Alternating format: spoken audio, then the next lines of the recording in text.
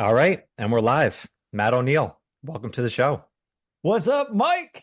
Dude, I'm I know, so freaking jacked to be on this podcast. Thank you, man.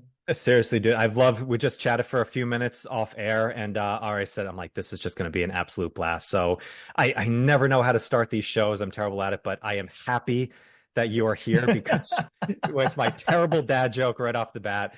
But we're talking about a really interesting topic today. So let me ask you, like, when you go to like a cocktail party, like, with your wife and stuff, and people ask, what do you do? What's your answer? Yeah, my answer is that I help people be happier. I And they're love like, "Oh, really? That's interesting. How do you do that?" And I say, "I just help them stop being unhappy." And they're like, "Great, ha ha ha." And it and then stops there. And then it turn to stops then there. turn to the accountant or the lawyer. It's like, all right, I Right. can Like, I what do can you get do?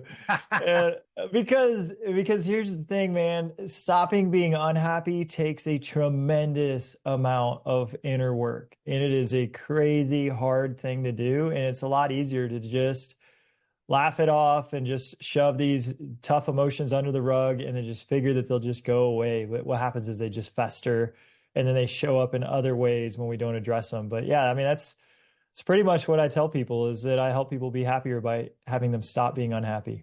I love that it's such a distinct and short answer that you give for people on that. And I think it's powerful. And as you know, as we're going into this, I asked this, listeners, if you didn't see Matt's bio before, Matt is a happiness expert. And I was so pumped to have you on because I think this is a topic that everybody wants to be happier in their life.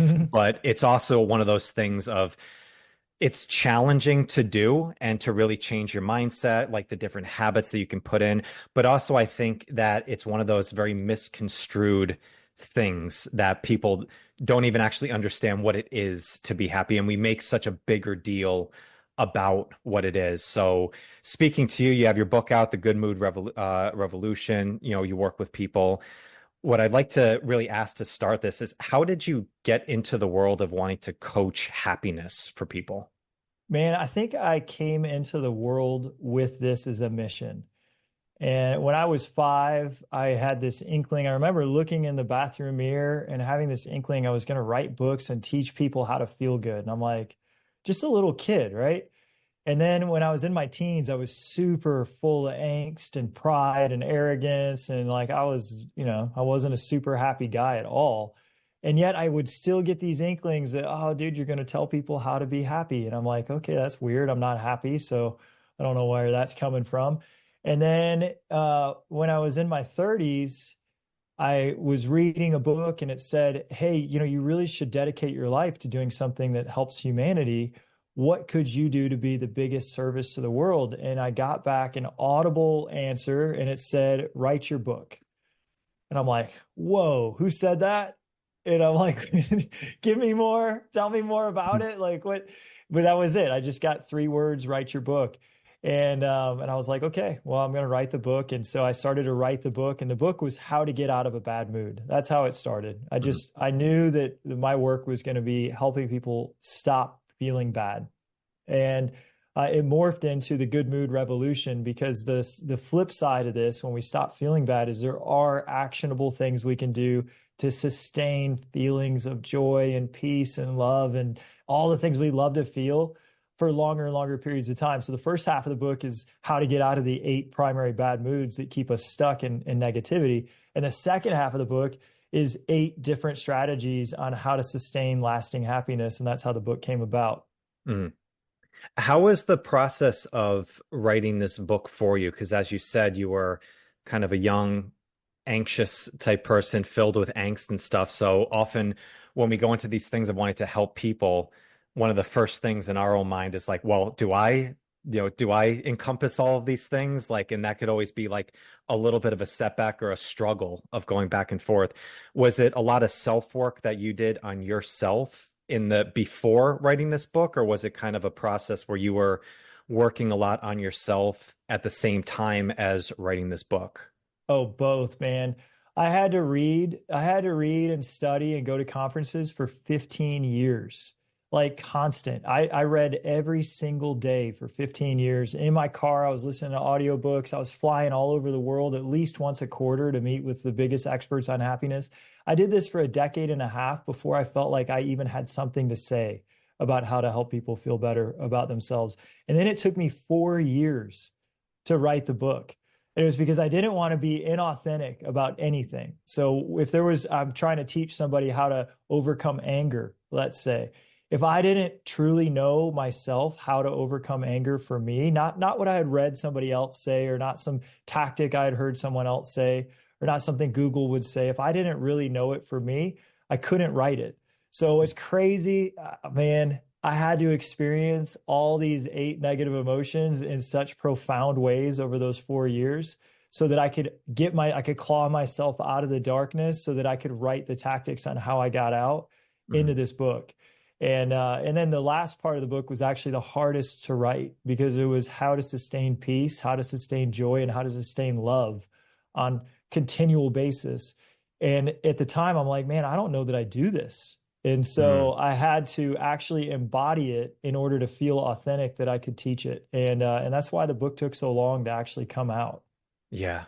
The sustaining part that's the big dragon right there, right? It's very easy to get into something and kind of build some momentum, but sustaining it and, giving it some roots in there to hold on to your life, that's a different challenge. That's why in the world of fitness, you see that where most people succeed for 6 months to a year of getting to their goals, but 95% of people fail after 1 to 3 years after that. It's not the arrival often, it's the sustaining afterwards that is the really challenging piece. But I'm going to ask you this question Mhm. because this is your thing. It's helping people grow strength, and physical strength is definitely where your roots have been. Who is it that sustains it? Who are they? What's the commonality of those people? It's an interesting question, and I think it can be brought down to the people who connect the the physical things and the habits that they do with the overall message of who they want to become. Like, so they connect the mental side of their body. They've recovered from the old stories that they have, so they've changed their stories and they've taken it beyond just the external habits and the routines that they do, going to the gym or eating healthy. They've connected it with how it applies to every other aspect of their life, where being in good shape makes them a better father or mother, or makes them a better, boss or employee or friend. The more they connect their habits and routines of the physical side of health and fitness with the other areas of their life, the more that it's those days when you don't feel like doing it, they get up out of bed because it's something bigger than just the thing that they're doing. It's about more of who they want to be and the standards that they hold themselves to.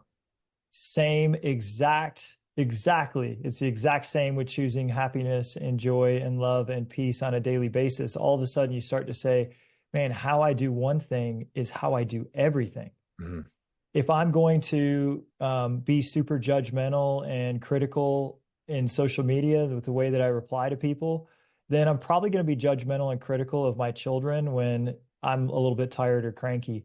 Or if I'm not going to be peaceful in the way that I conduct my business because I figure I need to win at all costs, well, then in my marriage, when I'm in a fight with my wife and it means a lot to me, I might need to win at all costs in that situation too. So if we really value having amazing relationships with our kids and with our spouse and with ourself and our parents and our friends, if we really value being somebody out in the world who's lighting everyone up and making them feel good about themselves, then we start to choose that every day and we stick to these happiness habits and routines, just like our gym routine, because now it's our identity. Who I am as a person is someone who's kind, compassionate, empathetic, and caring. And Mhm. that always, always, always, when we're choosing these loving emotions, it feels amazing for us. Mhm. So in your journey of you get this message of write your book, and then it's still a long time of studying, researching, self-reflection, meeting with a lot of experts and people. Who are the mentors or people you met, or maybe the books or resources that really hit you or like made a really big impact on you during this time? And is there any specific ones that stand out in your mind of the big shifts and transitions of how you viewed this journey for yourself? Yes, absolutely. So the first one, I had a major awakening, an epiphany. Yeah, there were two books. It was actually a book and a movie when I was 25 that kind of like put me on this whole path of how to be happy. The book was Think and Grow Rich by Napoleon Hill. At the time, I'm like, oh yeah, who doesn't want to be rich? It seems like a good book to read. It was actually the first book I had read since high school. Mm, And a mentor gave it to me, a guy named David Wertan said, hey, you should read this book. And I'm like, okay, whatever, dude. So a few months later, I picked it up after he'd given it to me and I just started to open it. And all of a sudden, I was spellbound. I was captivated. What Napoleon Hill said in that book was that you can have anything that you want in your life, but it all starts with your thoughts. mhm, The implication of that started to hit me. I'm like, well, maybe everything I don't want in my life right now is also because of my thoughts. And then it was like the world just started to open up that, wow, I am actually the creator of just about everything happening, good or bad in my life. And if I don't like it, it's not because of those external, circumstances or people or my parents not being who I wanted them to be, or, me having a bad shake in life. It's really just because I've been thinking incorrectly, and there's a correct way to think for success. And mhm, then the movie was The Secret, which taught me the law of attraction, which is kind of the mm, same thing, but it was more in that movie. She's like, it's not necessarily your thoughts, it's your emotional frequency. So if your emotional frequency is really low and disturbed, you're in bad moods, what happens is you attract different things to you that vibe with who you are. So if you're mhm, all frustrated and angry and anxious, events happen to prove that that frequency is actually right. And you get more reasons to be frustrated, angry, and anxious. And I'm like, man, that kind of seems like me right now. And then she's like, hey, if your vibe is super happy, positive, loving, and caring and grateful, guess what? All these circumstances happen to you that make you feel even more grateful, more loving, more happy. And I'm like, shoot, I got to start to learn how to be happier. So mm. those were the two that like sent me on a massive path. And then from there, I was just insatiable. I couldn't learn enough about how to improve my emotions and my thoughts.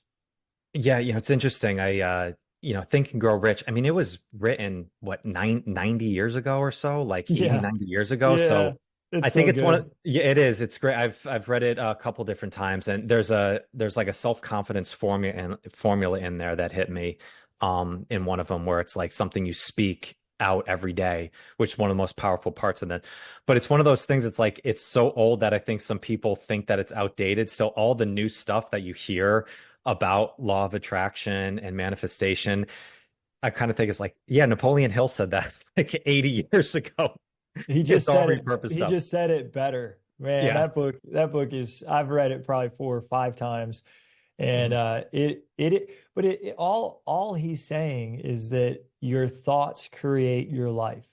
mhm, And he has a story in there about he had one of his children was born without ears, mhm, and he used to tell his son, his son was really disturbed. He looked different than everyone. He couldn't hear. He didn't have ears, right? Like kids made fun of him. And he used to tell his son, he said, hey, this adversity is your greatest advantage. And Napoleon fully believed that any adversity was a great advantage for you. And I'm reading this story about the kid without ears and Napoleon feeling like it's a huge advantage. And I'm like, man, this isn't adding up. If I didn't have ears, I wouldn't see it as an advantage. But then what happens is he ends up like creating a new form of hearing aid that changes the world. And all these other people that can't hear now can hear because Napoleon Hill's son was born without ears and believed it was going to be a huge advantage for him and everyone. mhm, And I'm like, okay, this is starting to make sense. So now any bad thing that happens, sometimes like that kid didn't ask to be born without ears, he just was. But sometimes we don't ask for bad things to happen. If I just choose to tell myself this could be a huge advantage for me if I look for the ways it could help me and the world, then all of a sudden the adversity is no longer a problem we have to deal with. It's an advantage for us. And that can shift everything when we're going through a hard time. Yeah, and I think, stories like that are so interesting. There's so many great examples of that we've heard. And I think the point I always try and recognize is it doesn't mean that he never felt bad or said like screw this or F this, of like not being born with ears and having that day of like, why the fuck did this happen to me? He probably had many days like that or many thoughts like Years, that. Yeah. years. He probably felt shame and like hated it for Yeah. years. Yeah. And yet the positive message of his dad of this is going to be a huge advantage for you in the world. And this is the point is that, man, we can speak anything into existence. He could have spoken into existence that I'm lame, I'm handicapped, I'm not as good as the rest of the world, and I will forever be less than. And guess what would have happened? Law of attraction. He would have continued to be confirmed he was less than the rest of humanity and that he just had a life destined for suffering. But he had a different story, and his story was this is a huge advantage. It's going to help me in the world in a tremendous way. And if you just say that to yourself over and over and over and over, guess what? You're going to figure out how to make that your reality. And this is the awakening. It's the first awakening that we all have to go through is that our thoughts and our words are creators. We create our world with our language and our emotional frequency. Mm. Do you think that some people misconstrue the message of things like the law of attraction or the secret as, oh, I just say this affirmation once and I'm supposed to feel this magical elixir that comes over me and I'm going to feel this beautiful euphoria, almost like having a drink. It's like where it's just going to alter naturally your state of mind. And if that doesn't happen right away, they say, oh, this is bullshit. Like this doesn't like work. It's like, because that's where I had like the first time I heard The Secret, I had some mentors and people who are around me that kiboshed it like crazy. Like, this is crap. Like, you just need to work hard. It's like nothing's going to come to you. Like, everything's going to go. And I bought into that hook, line, and sinker of like, no, you just need to work for what you want. Like, all this other stuff is bullshit. And then I realized, well, the people that were telling me this and they're working their ass off, they're miserable people. Like, they're like they are frown central, like they never seem like they're really happy. And I realized I was like that at the same time as well. Like, Yeah. yeah, I was working for everything, but filled with anxiety, filled with stress all the time, thinking that I could just outwork my emotions, and Mhm. eventually by getting more accomplishments, by more achievements, I'm going to arrive at this place of bliss, not realizing that no, it's a state of choosing how you want to feel and your perception about something. That's where the power comes from. And from being in that state, being in that vibration, that's what's going to attract you to the things, because you're going to be able to see it more clearly from there. Does that make sense? Yeah, absolutely. And the reason that we put down these methods is that we kind of think like we look at somebody who's fully blissful, happy, joyful, and things kind of come to them easily because that's what happens when we start to attract things to us is that it comes to us easily. We put them down because we think we can't have the same thing. We think that so because we don't believe that that's possible for us, we say that's BS. It's not true. It's a bunch of garbage. That's not how the world works because we don't believe that it's possible for us. But if we open up our mind and we say, well, wait a minute, what if I could attract what I want easily and harmoniously? I'm not saying that I don't have to work my tail off for it, but what if it could feel so good as I'm working super hard and I could have what I could be happy today as I'm working hard and happy when I achieve it. And it really won't even make a difference if I achieve it or if I don't, because my happiness isn't determined on the outcomes of life. What if that was possible for me? Man, well, it totally is, except there's these 8 bad moods that get in the way of this happiness. And the one, so working ridiculously hard and just grinding it out and gritting our teeth and saying the way to success is there's no pain, no gain, right? So I'm just going to be in pain all the time and then I'm going to get what I want. Well, you're miserable while you're chasing it. And then you achieve the thing you wanted. Like, let's say you worked for 2 years on achieving this one thing, this one goal, and you feel like so proud of yourself for a day or two. And then you're like kind of happy for maybe a week or two. And then all of a sudden it's like, well, is this it? I mean, where's that lasting joy that I Right. thought was going to come because I now have won the Super Bowl of my career, or I have now achieved some financial number, or I've now done something I thought was going to bring me all this joy. Where is it? Well, it's not here because I haven't focused on how to be happy every single day as I pursue my passions. And that's something that we have to learn. That's just a skill. We all can learn it. Mhm. Yeah, it's interesting. We're recording this right on the eve of the Olympics. And if you ever seen, like, there's the documentary The Weight of Gold with Michael Phelps, where he talks deeply about this, of like the post 8 gold medals and like doing all this accomplishments and everything, and then falling into a very dire feeling for a while afterwards, of kind of almost like, well, what now? The sun's still coming up, the world keeps turning. Like, what's my life about? What's my identity about? Because there's this chase of external accolades all the time. And if you only attach your happiness or your feelings to that accomplishment, well, even if you get it, like, the world's still going to go on. You still have life to live afterwards. What's afterward? That's a pretty nasty feeling to have to face in that moment. Is this all there is the thought Yeah. that shows up? And man, I saw Djokovic win the gold in tennis, and his answer, the person interviewing him as he's accepting his gold medal, they're like, you now have done something that only two other tennis players have ever done. You've won all the major competitions and a gold medal. And they're like, does this define your career? And he said, I have been working on feeling like I'm enough before this accomplishment. And he said, even with this, I feel like I'm enough and I feel like I've done enough. And he said, it's a really difficult thing for me, but this is the phase I'm in, is to know that I'm enough regardless of what I'm achieving. That's the feeling that we all need to understand. A lot of times we see people at super high levels of performance are performing that way because they feel like it's going to make them worthwhile and lovable and enough. They don't realize, and this was me, this is my journey. I didn't realize I was enough without success. I didn't realize I was enough without like living in the right house, driving the right car, earning the right amount of money, having the right status, having the right, all these things, right? I didn't feel like I was enough without proving to the world that I was worthwhile.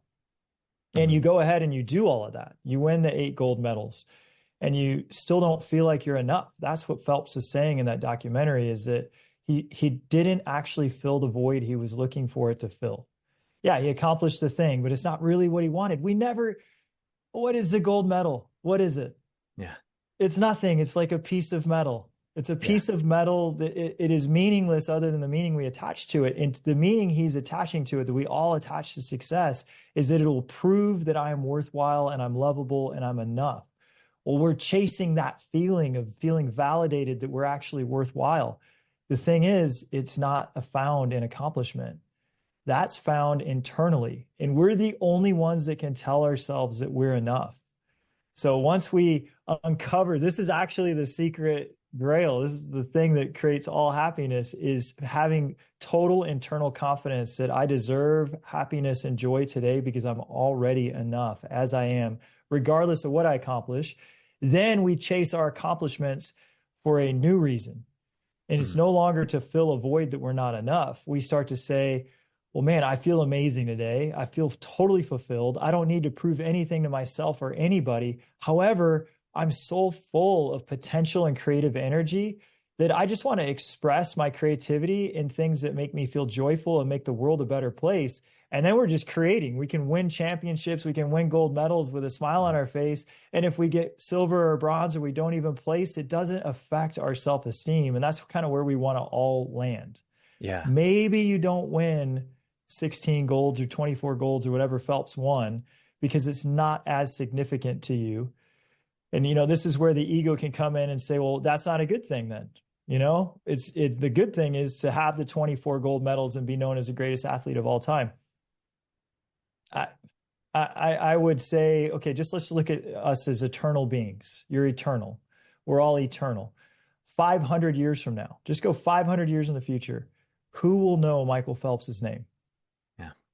No one. Those gold medals will mean nothing to anyone. It'll be so insignificant. So why did he waste the only life that he had here on chasing something that nobody's even going to care about when he could have spent it like making himself and everyone around him feel amazing. And that's that's where I want to live my life. Yeah. And, and kudos to Phelps on it. I know he's turned himself around quite a bit in his mentality on that. But, it's so interesting, Matt. Like, question I had is why is this such a struggle, do you feel, for people to not look internally for happiness? And it's so easy to look at external accomplishments as the path to go down, to grab. So I've had many experiences in my life. I remember I managed a club and, we had a goal of hitting seven figures. And I spent the whole year like looking at that number, like every day, like, are we closer? Like, well, we were here last year. At this point, we're ahead. Okay, we're in this mark. All right, we got to keep pushing. We got to keep pushing. And I did this for an entire year till finally, like a few days before the holidays, hit that mark and like, million Woo! bucks and got it down. And it's high fives. And it like for that moment, I remember like sitting back in my chair of like, oh man, you did something. Like you put Yeah. this year and you got it.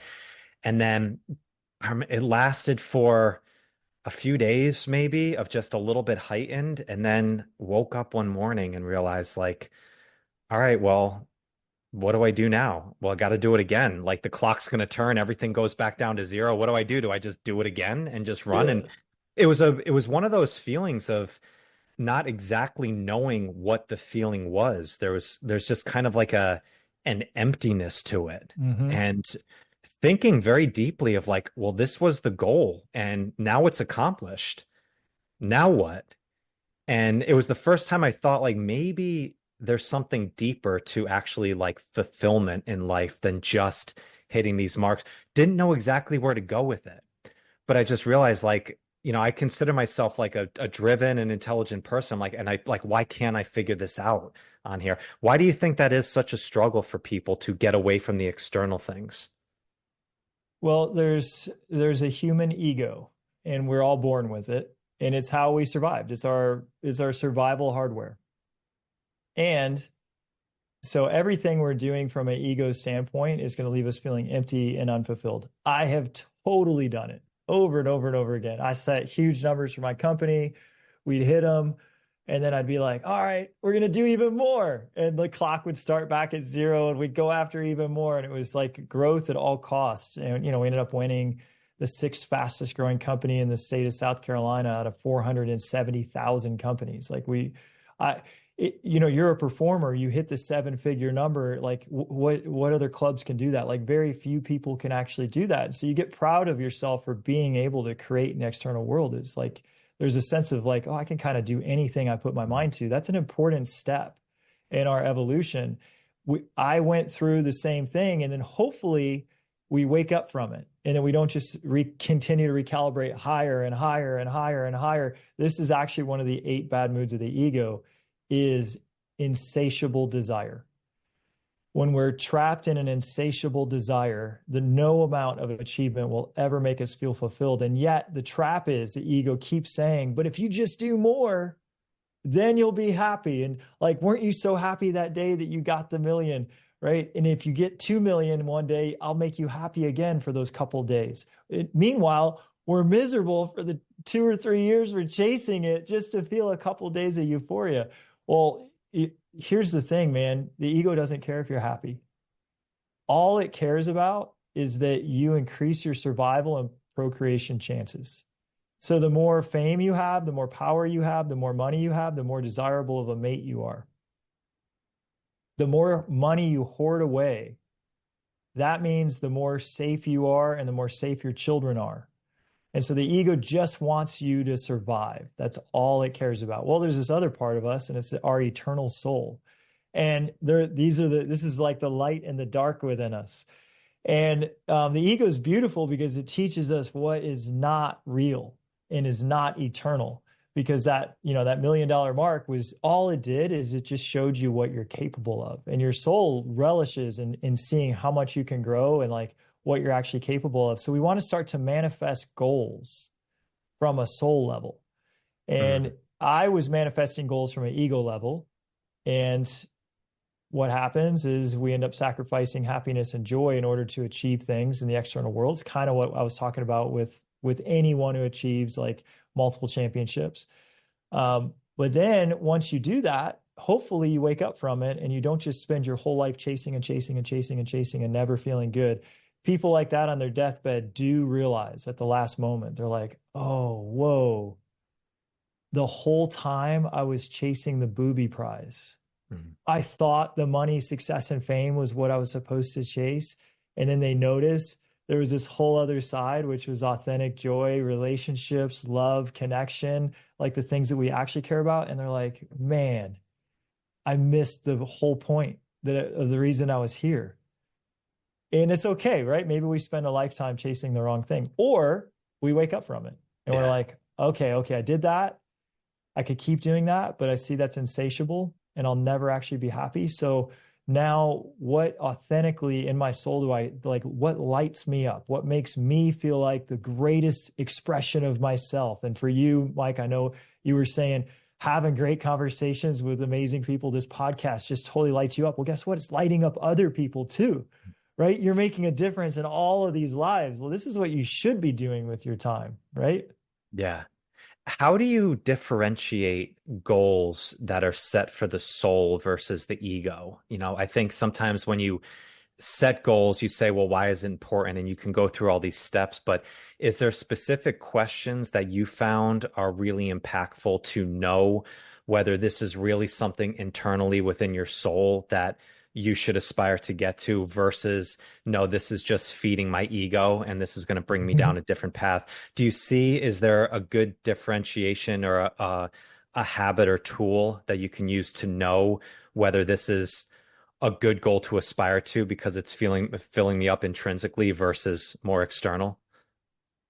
I just flew to California and I spent a week with Eckhart Tolle. And the class was conscious manifestation. And that was my question for him, right? I'm like, Eckhart, how do I know if I'm creating from the ego, or how do I know if I'm creating from he calls it the deep I, like the consciousness itself. And the answer is that you can feel it in your heart.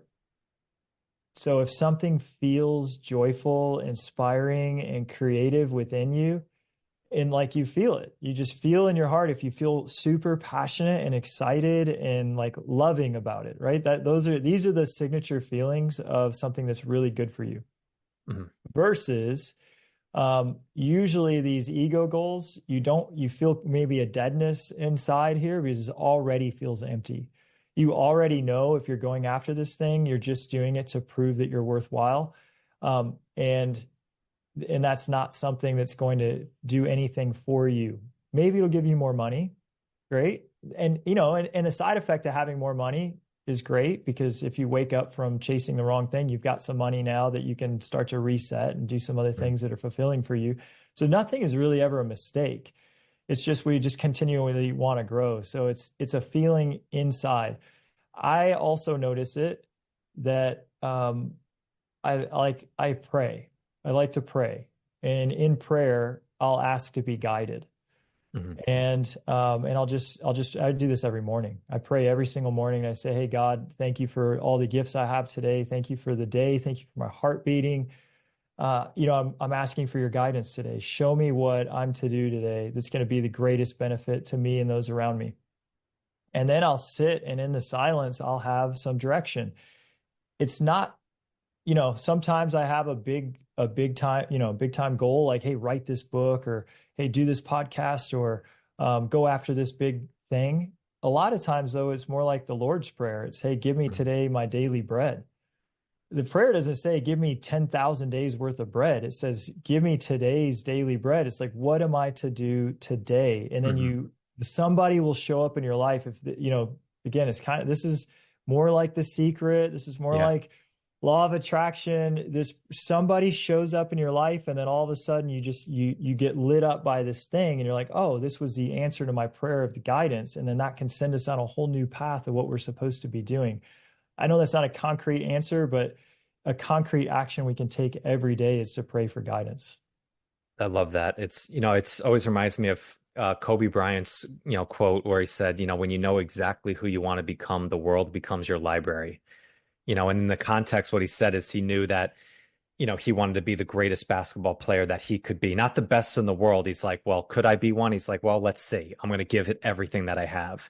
But he said that that's why he went into tap dancing, and ballet because he wanted to strengthen his feet. He did other things because he knew this was something that could bring him towards the goal of who he wanted to become. And he said, when you recognize that, you look at it every day, things are going to be things are going to come to you. It's the old story of when you buy a new car, right? A new red car, all of a sudden you see red cars everywhere around you. It's like just because now it's in your, like, now you're looking for it, you see it in your spot, now you see it everywhere. Like, well, they've always been around, but now you're just recognizing it more because you have a little bit more of a context behind it as well. With your Yeah, spiritual practice, I love this from Kobe. And Kobe's so great, man. He's yeah, awesome. yeah, I love this thought from Kobe in that he's saying, I want to see how far I can go. Like how great can I become? And then in from it doesn't seem like, oh, this like pursuit of I have to do these things in order to feel like I'm worthwhile. It's more like I just want to see how far I can go. Like how far can I take this thing? Like that's an expression of his soul. That is a true expression of I just want to see how great I could become. What is possible for me? And then he drops 81 points on a team and you're that's like, it. Yeah, damn, yeah, dude, 81 in a freaking game. Like, isn't there anyone trying to guard him? Yes, the best in the world are trying to yeah. guard him. And he's scoring 81 points in a game. And that is, we all just marvel at somebody who just has absolute mastery. I loved watching the Olympics too. And Steph Mhm. Curry coming out and just Yeah. winning the game over Serbia and just hitting ridiculous shots. Like, this is a guy who just has mastered a 3-point shot. And it's just amazing to watch somebody who is the best ever at what they do. And it's super fun to watch. I don't feel like he doesn't feel like he's not fulfilled if he doesn't get another championship or if he didn't get that gold medal. He just wanted to be the best he could be. And that's where we want to be. That's the spot we want to be. And this isn't saying we're going to sit back and do nothing because I feel great. It's when you feel great, you just want to see how much you can do. Mm. I like that you went there because that's where I think I've seen happiness be misconstrued with what it actually is. Where, I said to you off air is I think I've seen it and I probably have experienced it myself too, of thinking that to be happy is this like joyful time where you're not doing any, you're just sitting in just the energy of everything and you're not doing anything. Like it's not something that's of action. It's just like you're sitting on the beach, drinking a mojito, watching the sun. And as you said, that's happiness too. Like that's absolutely part of it. But it's also bringing it into the actions that you do every day, and I mean, you've been a very successful guy. You've built multiple companies, I mean, you've done a lot of stuff in being happy throughout this process as well.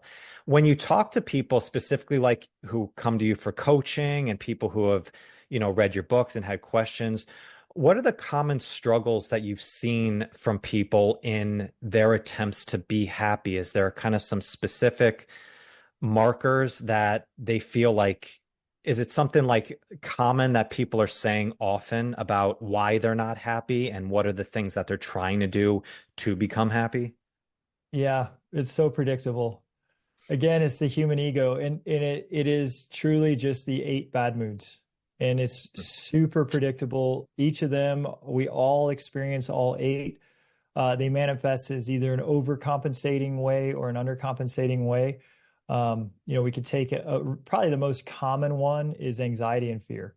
Okay. And in an overcompensating way, this is like a bunch of my friends in a men's group I'm part of called GoBundance.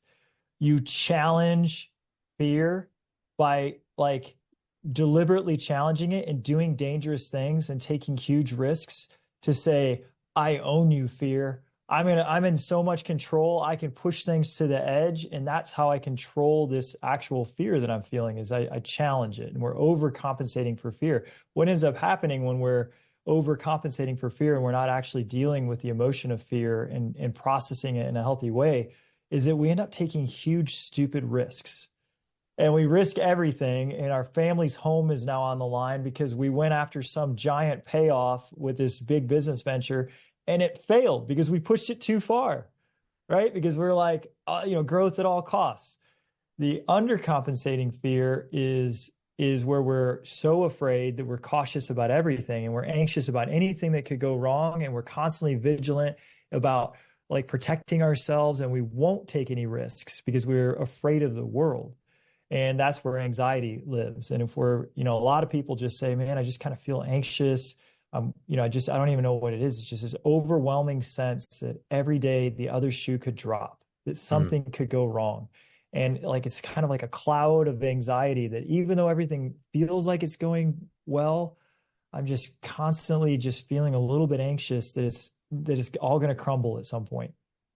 And that's a very common feeling. And what it is this is the ego saying, things can hurt you and you better pay attention and you better do something about it. But what we do, we don't want to do anything about it. So we just shove it down, that feeling of fear, that anxiety, and we don't do anything about it. And then it gets louder and louder and louder. And eventually we just find ourselves anxious all the time. So the way out of fear is just one of these 8 bad moods. It's just a really prevalent one. Is that we actually ask our fear what it's trying to get our attention and tell us. Is it's trying to tell us one thing. It's like, hey, you should be afraid of this thing. And so my recommendation is you ask your fear, what specifically are we afraid of? Okay, so got the 8 bad moods. We got anxiety and fear. The other one, insatiable desire. What are the other 6? Yeah, the first is this wound of rejection. We all have to deal with this. At some point we were rejected, and it's a feeling that we're not lovable. That's shame. It drives a lot of us. That it drove me.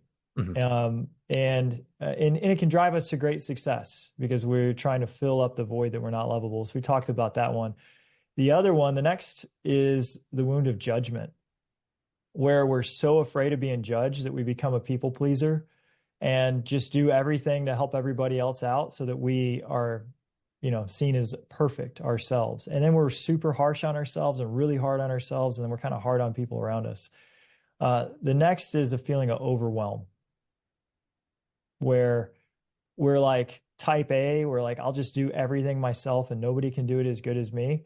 Or in an undercompensating way, the world is too big for me to handle and I just can't cope. And I'm just going to go into a depression because I can't handle the overwhelm of how much it is to do every single day. All of these though are just like, they are just thought patterns. They're super predictable. We all experience them. It's the exact same thought pattern. It's like everybody's connected. These are universal themes of consciousness. When you plug into overwhelm, you're just plugged into the the radio station of overwhelm.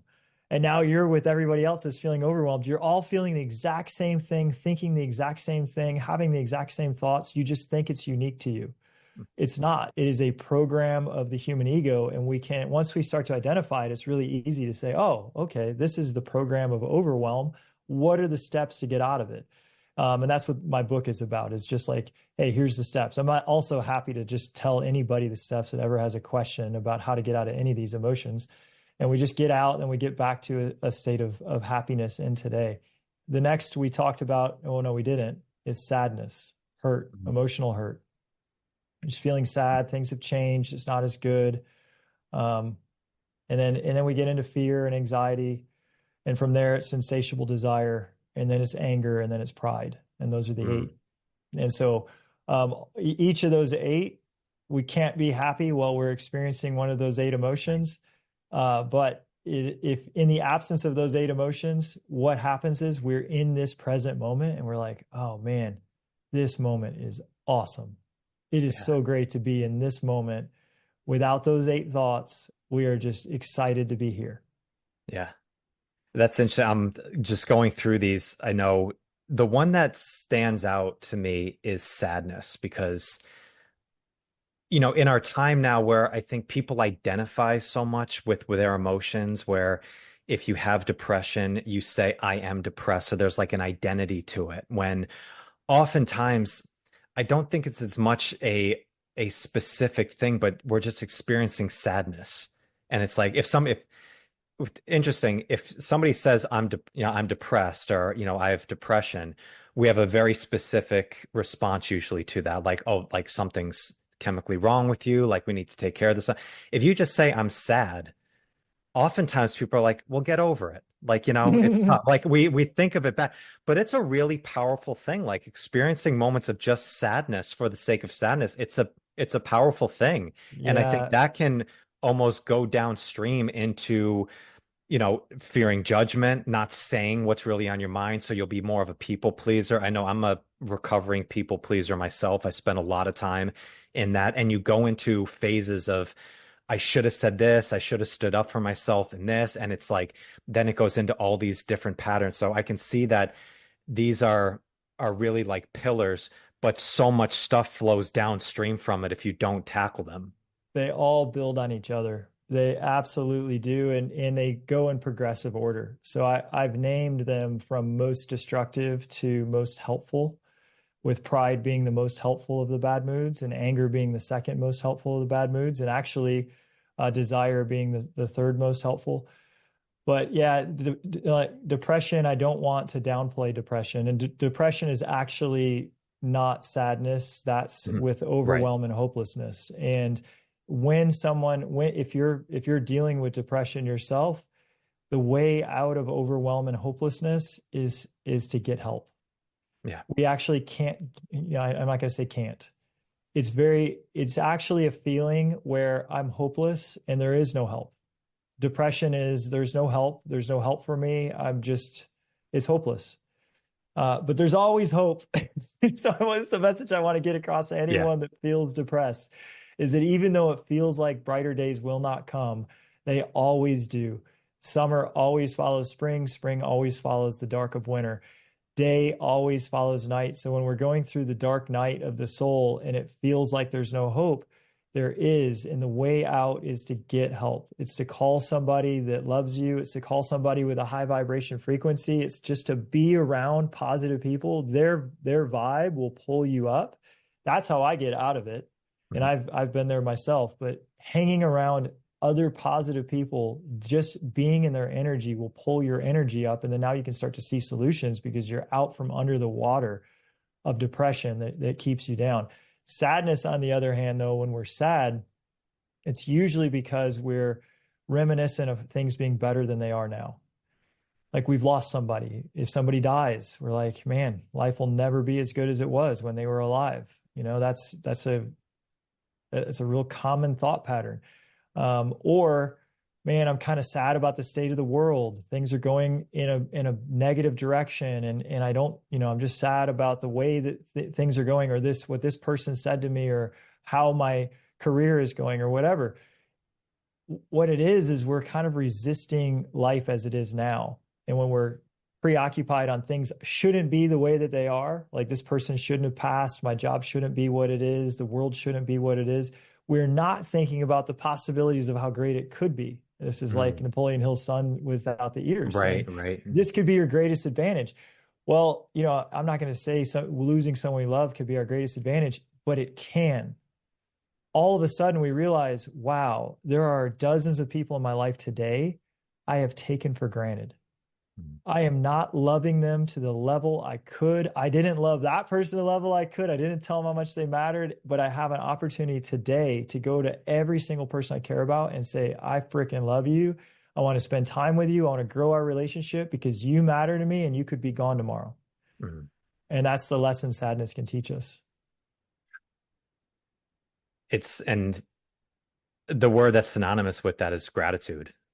It's like to be grateful for, and it can be a challenging thing to feel grateful in times when you are in that winter season and you're experiencing some dark shit. People are experiencing dark stuff. It is. And it doesn't downplay what's going on in that by asking the question of how can I be grateful for this? What's good going on in my life? And I think that might be where some people fall into, a pattern of like, well, I don't want to downplay this. This is a terrible thing. Like I should feel sad. Yeah, like it's absolutely like understandable that you do feel sad from this time. It doesn't mean that things can't get better and that you can't shift this into a better perspective and be grateful for the things that you do have. Grief is beautiful. It shows us how much we love. The more we love somebody, the harder it is to lose them. And so the more we are grieving, the more it is that our heart is saying how much we love. Mm. And yeah, I totally agree with you. The solution is we want to grieve with gratitude. And as we grieve and we say, "Oh, I love so much and I am so sad that this is over, but I am so grateful that I got the time because it was never owed to me." That relationship that mattered so much to me was gifted to me. God gave me the opportunity to spend that time. It wasn't owed to me. I'm not entitled to it. I wasn't entitled to a single day. I was gifted it. And thank you for that gift. Yeah. I think this is such a powerful message too for self-improvement and growth. Like, when we talk about death or change, it's usually about somebody that we love, somebody external to us. But when you're making any change to yourself, whether it be a physical change, you start a new fitness journey, well, you are in a sense saying goodbye to an old version of yourself. You're going to Yeah. change. And if you don't recognize that and actually come to grips where parts of you that you've self-soothed with or found comfort in are not going along for the ride, if you don't acknowledge that and to embrace the death of that, it's very easy to fall back into those old patterns and those old habits. Dude, I did this process called the funeral of my old self. Yeah. And it is a really powerful symbolic process. And in the funeral of my old self, I acknowledged all the good things that the old Matt had done. I'm like, dude, you really wanted to prove how great you were. You won at all costs. I'm proud of how hard you worked. You worked your freaking tail off. Like, man, and I was just giving my old self like all these pats on the back and being like, you were amazing. Or like if you're saying in your fitness journey, like, you really honored the time for rest. You knew how to make yourself feel better when things were going down. Like I appreciate the way that you just wanted to feel amazing. And today we're saying goodbye to a good person. So and then we're like, and I want to welcome to the world new Matt. And new Matt is so excited to be here. And he's about to like show everybody how amazing we can feel as we go and live our best life and have our best fitness, because the energy he's going to bring to the world now that his fitness is in check is going to be so much greater than he ever could have experienced with the old ways. And Yeah. that's like I burned a shirt. It was a very Yeah. symbolic Hmm. process of saying goodbye and honoring what I got from the disempowering habits to then welcome to the world the empowering habits. But it's true. You do have to let go of some things like ice cream. And I love Yeah. ice cream. Yeah. Well, in a sense, yeah. No, dude, I just went through a very similar thing myself, so I can't tell you how powerful it is to actually go through uh, a symbolic aspect like that, which is so powerful. Matt, dude, seriously, so grateful to you. So much love to you, man, for coming on today. I really appreciate all the work that you're doing. I'd love to have you back on for a part two because I feel like we're just scratching the surface here on it, but really grateful to have you on the show today. Dude, Mike, this has been awesome. Your show is rocking, and I appreciate being here so much. No, no doubt, brother. So if people want to check out more of your work, go find the Good Mood Revolution book. What's the best place that we can direct them? Yeah, Amazon. It's to plug into the book, or the Good Mood Revolution podcast is another great place to plug in and get started. Beautiful. Awesome. Brother, thank you so much. Really appreciate it. Listeners, thank you so much. Go follow Matt, and I'll check you guys on the next one. All right, peace.